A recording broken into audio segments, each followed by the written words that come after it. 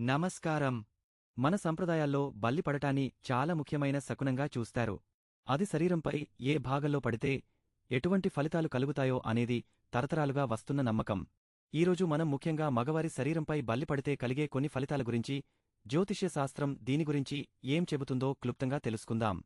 ఇది కేవలం నమ్మకాల ఆధారిత సమాచారం మాత్రమే. ఈ వీడియోలో మనం తల, ముఖం, భుజాలు వంటి కొన్ని ముఖ్యమైన భాగాలపై బల్లి పడటం వల్ల కలిగే ఫలితాలను చూద్దాం. సాముద్రిక శాస్త్రం ప్రకారం బల్లి శరీరంలోని వివిధ భాగాలపై పడటం వేర్వేరు ఫలితాలను సూచిస్తుంది. మగవారి తలపై బల్లి పడితే సాధారణంగా కలహాలు లేదా భయాలు కలుగుతాయని అంటారు. అదే కనుబొమ్మలపై పడితే మంచిదని, కోరికలు నెరవేరుతాయని నమ్మకం.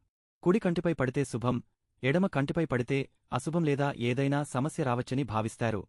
చెవిలో పడితే లాభం, పెదవులపై పడితే నష్టం లేదా కష్టాలు రావచ్చని చెబుతారు. భుజాలపై పడితే ప్రయాణం లేదా విజయం సూచిస్తుందని అంటారు. మనం చెప్పుకున్న ఈ ఫలితాలని కేవలం శకున శాస్త్రం ప్రకారం వస్తున్న నమ్మకాలు మాత్రమే. వీటిని గుడ్డిగా విశ్వసించాల్సిన అవసరం లేదు. ఇవి కేవలం ఒక సాంప్రదాయంలో భాగం.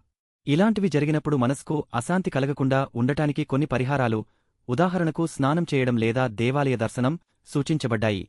ఏదేమైనా మనం చేసే పనులపై, తీసుకునే నిర్ణయాలపైనే మన భవిష్యత్తు ఆధారపడి ఉంటుంది. ఈ సమాచారం మీకు ఆసక్తికరంగా అనిపించిందని ఆశిస్తున్నాను.